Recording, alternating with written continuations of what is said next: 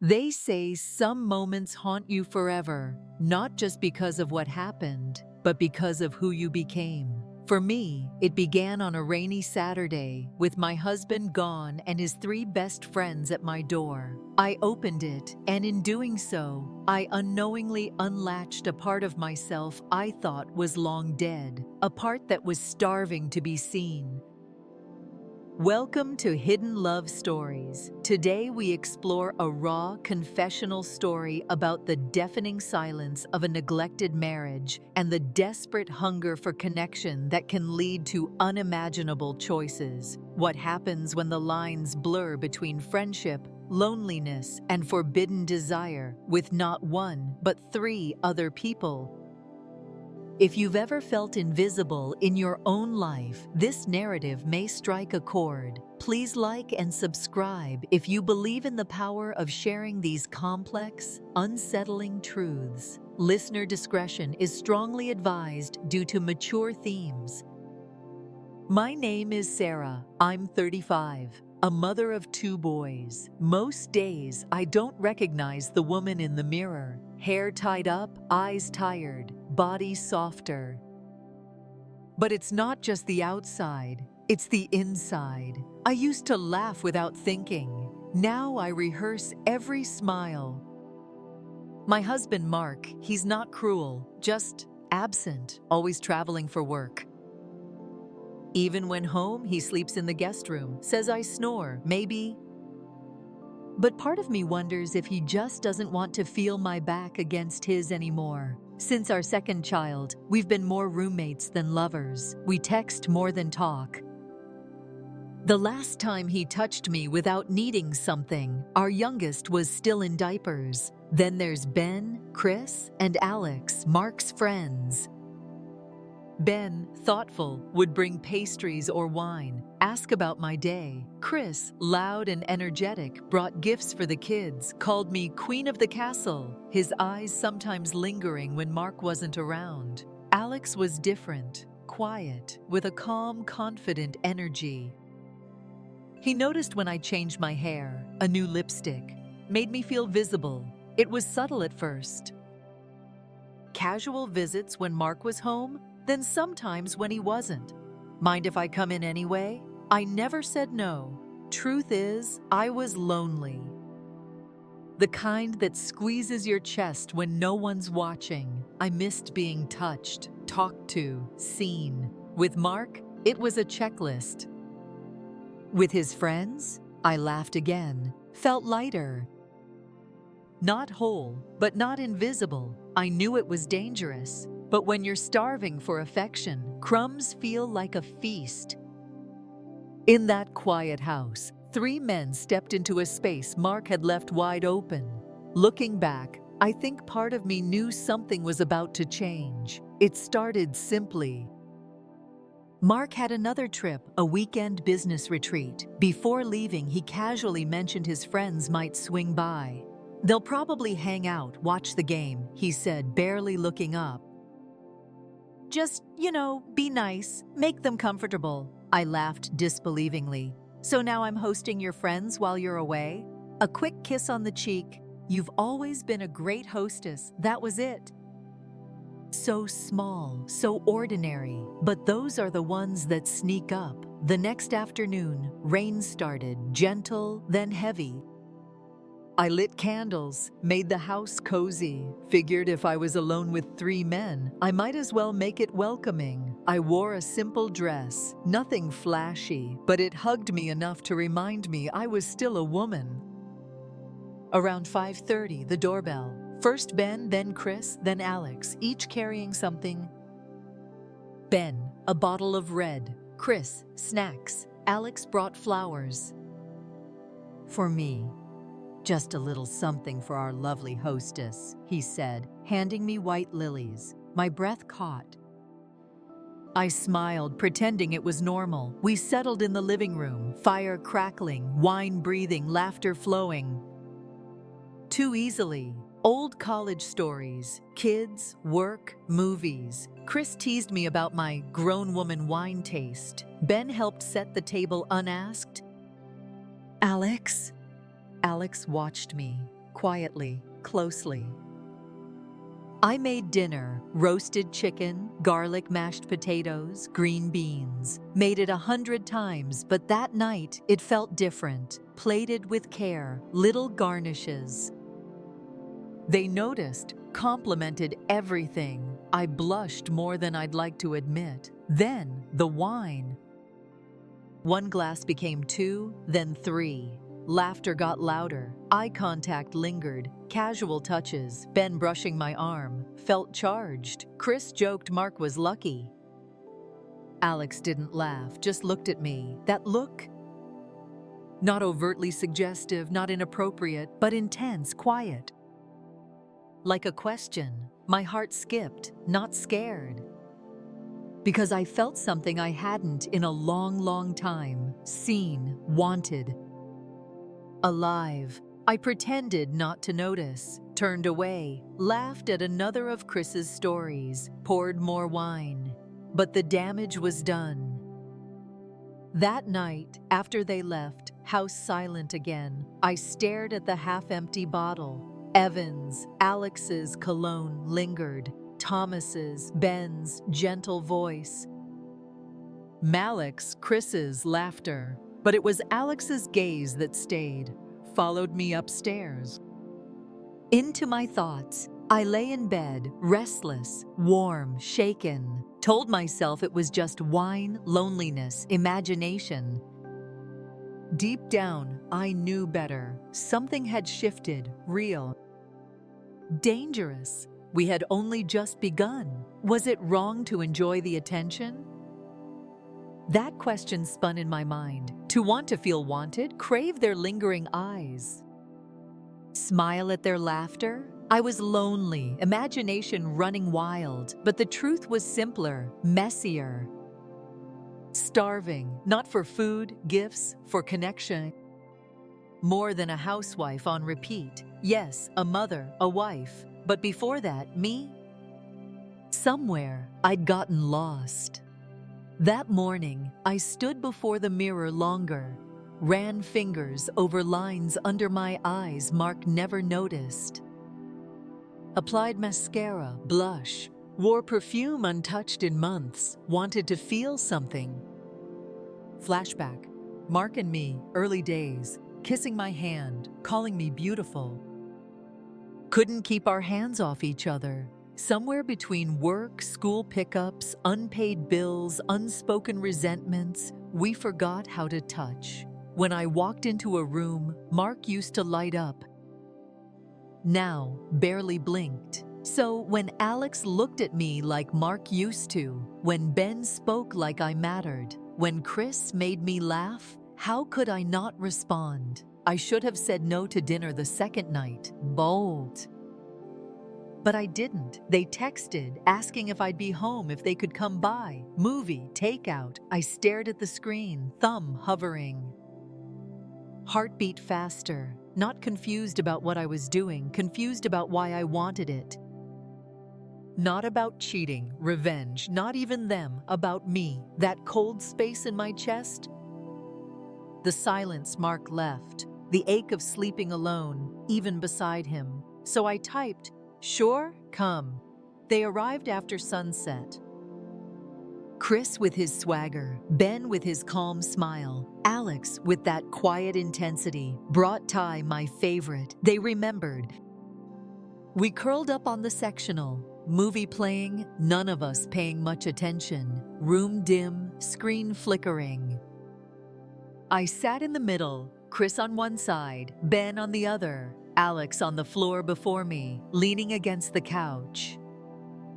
Close, warmth of his back against my legs. I laughed too much, smiled too long, leaned without thinking. Hated how easy it felt. Told myself nothing was happening. Innocent, enjoying company, soaking attention like sunlight. Deep down, I knew.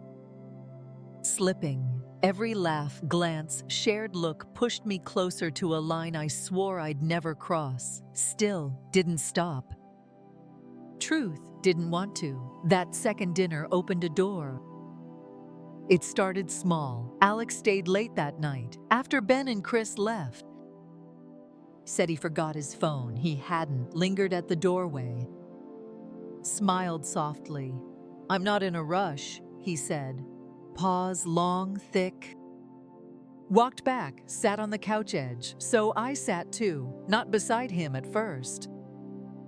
Close enough. Silence wasn't awkward, charged. We talked. Life, favorite foods, childhood memories. Beneath every word, tension, a pull. When he finally stood to leave, really leave, stopped at the door. Turned, looked at me, voice a near whisper.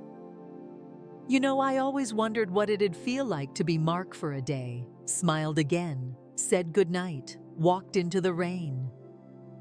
I stood, hand on the door, heart racing.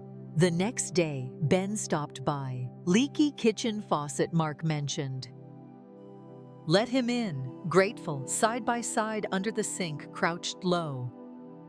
Small space, arms bumped, his hand brushed mine, warm, strong. Didn't apologize, didn't pull away, stayed under that sink longer than needed. Fixed things not broken. Talked about everything but what we both thought. When he stood, looked down. Mark's lucky. You know that, right? Tight smile. Something ached. Then Chris texted that evening. Outside, bottle of wine, story too funny not to share. Came in laughing, teased my playlist, my soft sweaters. Poured wine, dropped onto the couch, shoulder to shoulder, laughing like college. Then his tone shifted. You know, I used to think Mark didn't deserve you. Eyes locked on mine. Now I'm sure of it. Should have stopped him, told him to go. Just sat, let that moment pass like smoke. After that, they came by more often. Not always together, sometimes alone, reason or not. Broken chair, borrowed book, craving cookies, any excuse, I let them in. Every time, glances longer, compliments deeper, silences more loaded. Ben brought flowers, candles. Chris called me darling, hand on my back. Alex barely spoke, but when he looked, I felt naked, exposed, seen, yet safe. Each man fed a different hunger. Ben respected, cared for. Chris alive, laughing. Alex, passion, fire. Connection without words. I knew it was spiraling, skating dangerously. Didn't stop, in their eyes, not invisible, me again. One late night, kids asleep, Mark texted, won't be back till Monday. Knock on the door, all three, smiling. Soaking wet, no explanations, no awkwardness. Planned, knew what they were doing. I stood, frozen, breath caught, realized this wasn't about Mark anymore. About me, what happened next? Not sure I can explain. After that night, nothing was the same. Should have said no, closed the door, smiled politely, told them it was late, but I didn't. Stepped aside, let them in. They walked in like they belonged. No hesitation, no awkward glances. As if they'd discussed it, knew what this night might become. The air was heavy, not with heat, but with an anticipation that wrapped around your throat, made breathing difficult, though no one was touching yet. I tried to play it off, told them to get comfortable while I got more wine. Hands trembled as I poured. I could feel their eyes on me, all three, watching every move, reading every shift in my breath, every flicker. We ended up in the living room, same space, but that night smaller, dimmer, more intimate. Shadows clung to corners, light talk, jokes, usual things. Chris put on music, soft, low, jazzy, a soundtrack for something unnameable. Then Chris smirked. Let's play a game. I raised an eyebrow. What are we, teenagers? Exactly, he grinned. Teenagers had fun, so we did. Truth or dare, harmless, lighthearted at first. Chris dared Ben to sing a cheesy 90s love song. We roared when he did. Alex dared Chris to say something vulnerable. Chris, always the joker, got quiet, looked right at me. I think I've wanted something I shouldn't for a long time. My chest tightened. Room still? I sipped wine, smiled like I didn't hear. We all did. Then my turn. Chris leaned in. Truth or dare? Heart thumping. Truth, I whispered. He smiled, no humor, just heat, curiosity, something darker. What's something you've never told Mark? Slap, froze. Could have laughed it off, said something safe. Instead, looked down, said that sometimes I feel like I don't exist when he's in the room. No one spoke. Ben reached out, gently touched my knee. Just a second. Enough. Then Alex leaned closer, voice low, deep, barely a whisper. If you could change one night in your life, would it be tonight? Couldn't speak, couldn't breathe. He moved closer, breath against my cheek. Didn't touch me, but his presence made my skin burn. Ben just sat, watching, not saying a word, gaze steady, serious, like he knew. Like he'd known for weeks. The questions stopped, game ended. Tension didn't. No more dares, jokes, just us four. In a room so full of electricity, I swear I heard it crackling, not just physical, emotional. Twisted, charged, terrifying. Pulled in every direction, by every glance, unspoken invitation, every part of me that wanted to feel. I don't remember how long we sat in that silence.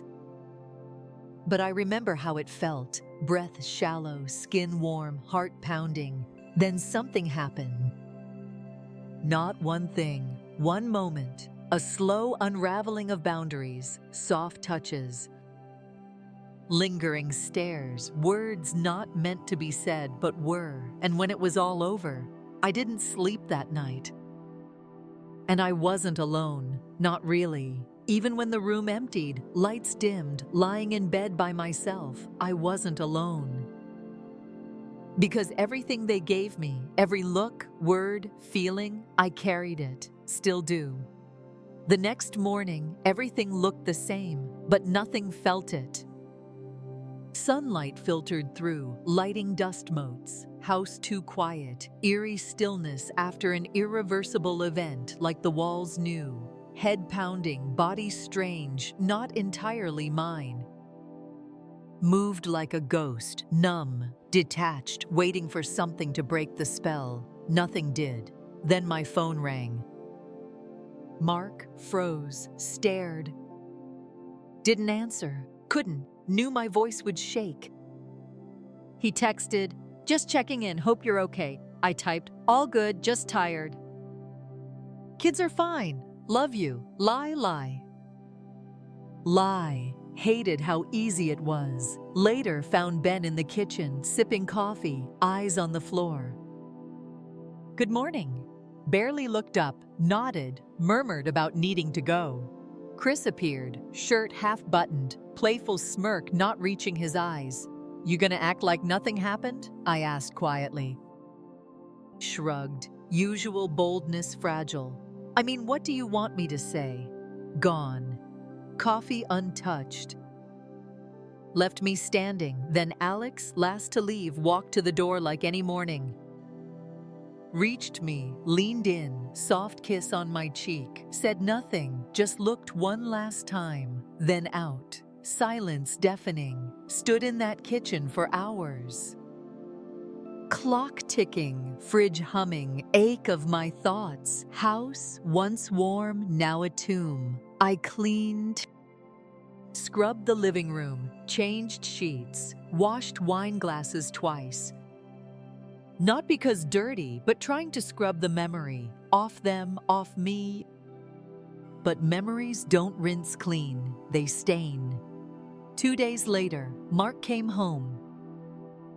Watched his car, watched him sit, bracing himself. tired smile. Suitcase, kiss on my head. But when he looked at me, paused. Just a second, knew he noticed? Maybe my eyes, maybe I flinched, maybe gut feeling. Didn't say anything, but saw it in his eyes, flicker. Not suspicion, distance, same distance I'd felt, but this time from me. Moved around him like a stranger, polite smiling, right questions, inside screaming. Not guilt, confusion, storm of emotions. Desire, regret, fear. Strange, terrible thrill. Every time Mark touched me, felt like cheating on a memory I both wished never happened and couldn't stop thinking about. Unsure who I was, what I wanted. Knew one thing, damage done. I've replayed that night 1,000 times. Every detail, laugh, lingering glance, word that felt like more. Still no answer. Revenge on a man who forgot me? Or just trying to feel alive? Don't know. Not calculated, impulsive. Messy, human, heart-starving so long, didn't care where food came from. I betrayed him. Harder to admit, betrayed myself. Crossed a line I swore I never would. Became someone I didn't recognize, not proud of. Yet another truth. For the first time in years, felt seen, not looked at. Seen, touched without being owned. Desired without being dismissed. Listened to, dangerous, feeling alive in someone else's hands, especially when those hands don't belong to your husband. Don't know if Mark suspects. If so, hasn't said, maybe chosen not to ask, afraid of the answer. As for them, Ben, Chris, Alex. Don't know if they've spoken, told Mark. We don't talk much now. Occasional texts, awkward conversations when Mark invites them. We pretend, but tension under every word, unsaid flicker in every glance, and one of them still looks at me like he's waiting. For me to say something, do something, open that door again. Won't say which, not sure I could trust myself, scares me. Means that night isn't over. Not in my head, my heart lingers like perfume on a thrice-washed sweater. Like a dream you can't forget. Try to be the same woman, wife, mother, know the truth. Not her anymore. Whatever part crossed that line didn't come back the same. Maybe never will. Have you ever been so lonely that even the wrong attention felt like the only kind you could get? So starved for warmth that when someone, anyone, offered it, you didn't check their intentions, you just opened the door? That's where I was. Not proud, not sure, just tired.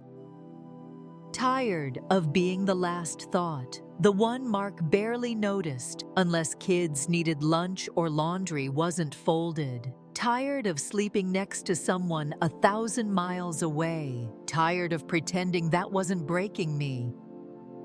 So when his friends gave what he stopped giving, attention, warmth, presence, I let myself take it. Does that make me a monster or just human? I know what I did was wrong, crossed a line, but behind every mistake is a reason, a crack grown too wide, a silence too long. So tell me, have you ever been so empty, even a glance felt like a lifeline? Done something not because you were evil, but exhausted? What are your thoughts on Sarah's descent into this complicated affair? Was it a desperate search for connection or a series of choices that led to an inevitable betrayal?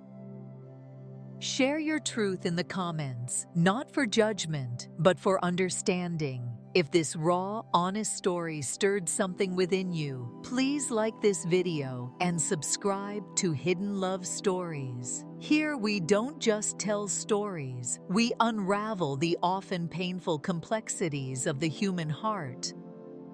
Sometimes the most dangerous doors aren't the ones we bolt shut. but the ones we quietly leave unlocked, hoping someone will walk in and fix what we're too scared to fix ourselves.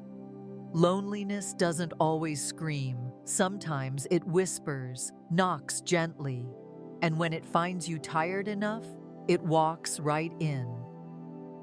I let them in, all three, and in the beginning, I thought I could control it, keep it contained.